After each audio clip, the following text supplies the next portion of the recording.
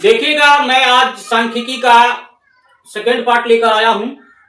देखिए सवाल, एक क्वेश्चन है, वर्ग अंतरालों 3 से 7, 7 से 11, 11 से 15 डैश, यानी इसके आगे और भी वर्ग अंतराल आएंगे के वर्गों की लंबाई है। तो यहाँ वर्गों की लंबाई जो निकाला जाता है, यहाँ ये माइनस नहीं है या डैश है। 3 और 7 के बीच, 7 और 11 के बीच, 11 और 15 के बीच जो है डैश है।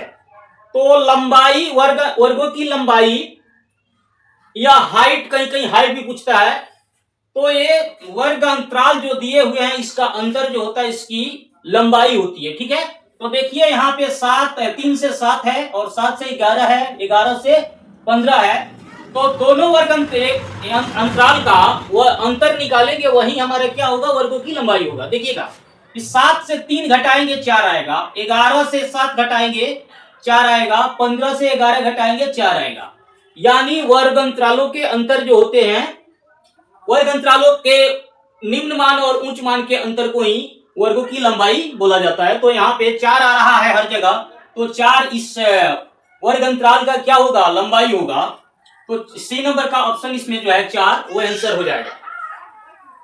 दूसरा सवाल है, 8, 7, 9, 3, 9, 5, 4, 5, 7, 5 का बहुलक है। तो बहुलक वह होता है जो किसी आंकड़ा में सबसे अधिक बार आया हो, कोई अंक चाहे अक्षर।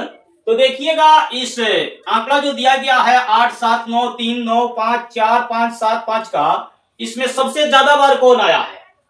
तो यहां सबसे ज्यादा बार 5 दिखाई दे रहा है। 5 3 बार दिखाई दे रहा है, 1, 2, 3 बार। तो यही इसका क्या हो जाएगा, बहुलक हो जाएगा। तो ऑप्शन नंबर 5 ए में 5 है। ठीक है, यही इसका आंसर हो जाएगा। तीसरा है, किसी बारंबारता का बहुलक होता है। तो किसी बारंबारता का बहुलक जो होता है, उस बारंबारता में चाहे आंकड़ा में जो सबसे अधिक बार अंक आते हैं वही उसकी बहुलक होता है। तो यहाँ पे ऑप्शन है, कम से कम बारंबारता मान, माध्यम मान, अधिकतम बारंबारता मान, इनमें से कोई नहीं। तो अधिकतम बारंबारता मान इसका आंसर होगा, यानी जो सबसे ज्यादा बार आया होगा। चौथा है, प्रथम 5 पूर्ण संख्याओं का माध्य कौन होगा? तो कल हम बताए थे, या इसके पीछे वाला सीरीज में बताए थे, एक सूत्र बताए थे यहाँ पे, माध्य बराबर होता है आंकड़ों का योगफल बटा आंकड़ों की संख्या। इसी सूत्र पर इस सवाल को बनाएंगे।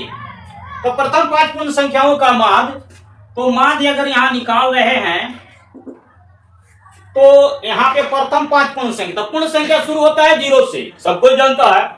तो 0 से तो पहला पूर्ण संख्या 0, दूसरा 1, उसके बाद हो जाएगा 2 होगा, उसके बाद 3, 3 के बाद 4, 5 को हो गया, 1, 2, 3, 4, 5। अब उसकी संख्या से भाग देंगे, यानी को वही आंकड़ा है, तो 5 को है तो 5 से भाग दे देंगे। इसको जोड़ेंगे, 4, 3, 7 और 2, 9, 1, 10, 0 जोड़ेंगे तो 10 ही होगा। अब 10 में इस 5 से भाग देंगे, 5 दूना 10। यानी प्रथम 5 पूर्ण संख्याओं का माध्य जो होगा हमारा 2 होगा, जो 4 नंबर क्वेश्चन के ऑप्शन नंबर बी में 2 आंसर है, इसलिए बी ऑप्शन हमारा आंसर होगा।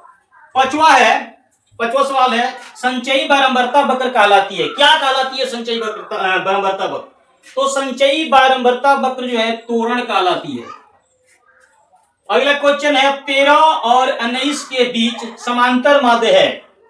तो माध्य निकालने का सूत्र होता है कि उसके आंकड़ों को जोड़ दिया जाता है और जितने आंकड़े होते हैं उससे उसकी संख्या से भाग दे देते हैं। तो यहाँ पे आंकड़े हैं 2, 13 है और 19 है, ये दोनों का हमको निकालना है माध्य।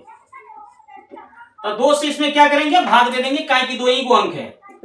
तो 9 जोड़ेंगे इसको, 9 और 3, 12 का 2 हाथ मिलेगा 1, 1, 1, 2, 2, 1, 3, 3 बटा 2, इससे काटेंगे 2 से, सॉरी 32 बटा 2, इस 2 से काटेंगे इस 32 को, तो 16 दूना 32 होता है 16, यानी इस क्वेश्चन का आंसर 16 होगा। 13 और 19 के बीच समांतर माध्य जो होगा हमारा 16 होगा, जो बी नंबर ऑप्शन में है 16, यही बी नंबर ऑप्शन यानी 16 हमारा आंसर होगा।